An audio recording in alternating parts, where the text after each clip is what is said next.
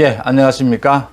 전광훈 목사가 오늘 1심 재판에서 무죄를 선고받고 석방됐습니다. 전광훈 목사에 대해서 전광훈 목사가 구속도 한 번 됐다가 보석으로 다시 나왔다가 다시 구속이 됐는데, 대부분 사람들이 집시법 위반이나 감염병 예방법 관련 위반을 했느냐 이렇게 알고 있는데 전혀 아니고요. 전광훈 목사가 이번에 구속이 된 것은, 재판을 받은 것은 이 명예훼손, 문재인 대통령에 대한 명예훼손하고 또 선거법 위반했다라는 내용입니다. 거기에 대해서 완전히 무죄를 받았어요. 그래서 제가 특히 명예훼손 부분, 이게 표현의 자유하고 관계가 되는 부분인데 이 부분을 좀 말씀을 드릴까 합니다. 전광훈 목사를 지지하거나 지지하지 않거나 좋아하거나 좋아하지 않거나 다 떠나서 이번 재판은 정말 문제가 많았다라는 부분입니다. 지난 4월 달에 보석으로 나왔는데 8월 15일 그 집회에 전광훈 목사가 참석을 했죠. 그래서 다시 또 보석을 취소하고 구속을 시킵니다.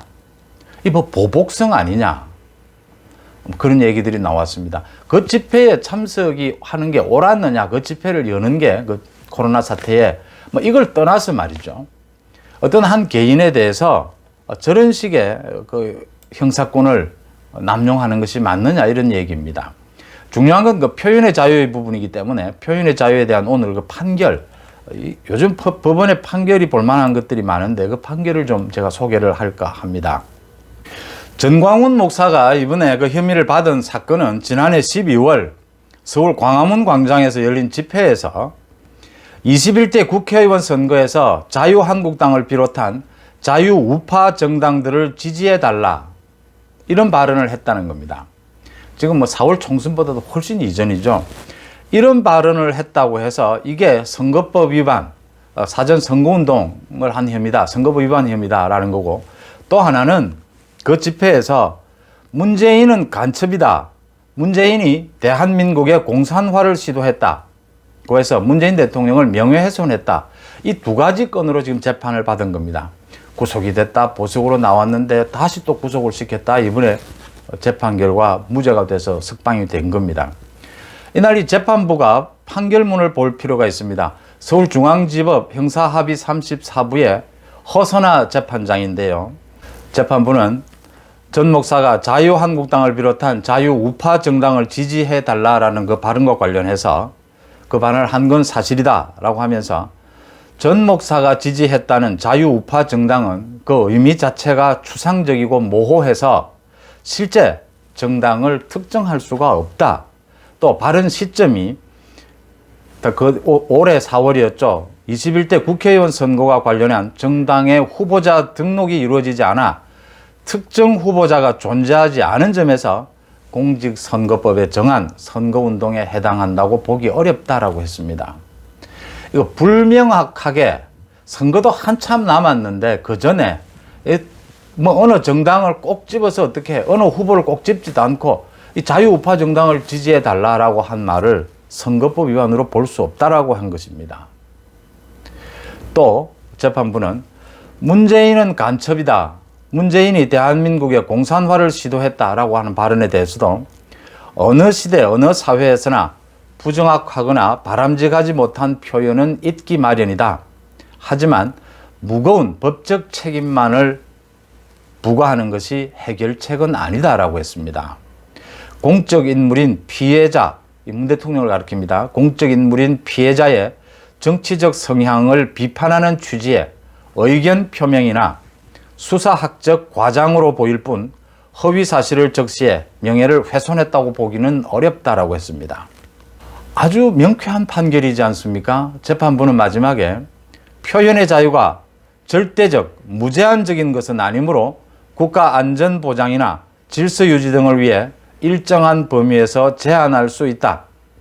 그러나 이를 제한함에 있어서도 표현의 자유 근간과 본질을 해치지 않게 법을 함부로 확장해 해석해서는 안 되고, 이른바 숨쉴 공간을 둘 수 있게 엄격하게 법령 적용이 이루어져야 한다, 이렇게 밝혔습니다.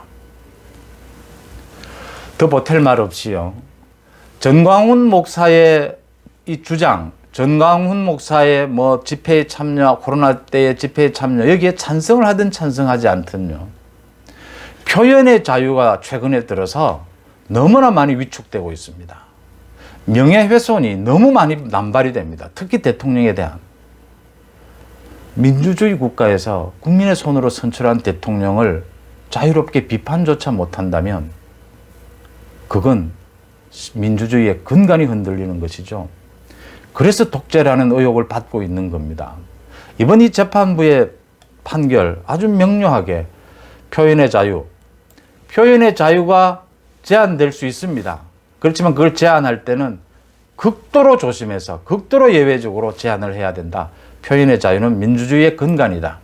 그리고 선거법 위반을 너무 남용해서도 안 된다라는 거죠. 또 하나, 8.15 집회에 이어서 10월 또 많은 집회가 광화문에서 열리려고 할 때 과잉 경찰이 나서서 뭐 여러 가지 재인 산성을 쌓았다 경찰차로 막고 과잉 진압을 하지 않았습니까? 그 집회의 자유도 그 당시에도 많은 의견들이 나왔습니다. 집회의 자유를 제한할 수 있다. 코로나나 이런 사태에서. 그렇지만 최소한에 거쳐야 한다는 거죠. 그 차를 몰고 나오면 일반 차량, 일반 사람들까지 모두 검문을 하고 그런 경찰의 과잉 단속은 안 된다라고 하는 그런 취지의 판결문이 있다. 이렇게 보입니다. 전광훈 목사는 뭐 오늘 풀려나면서 그래도 우리 한국에 아직 뭐 정말 정의를 지키려고 하는 판사, 경찰이 있어서 반갑다.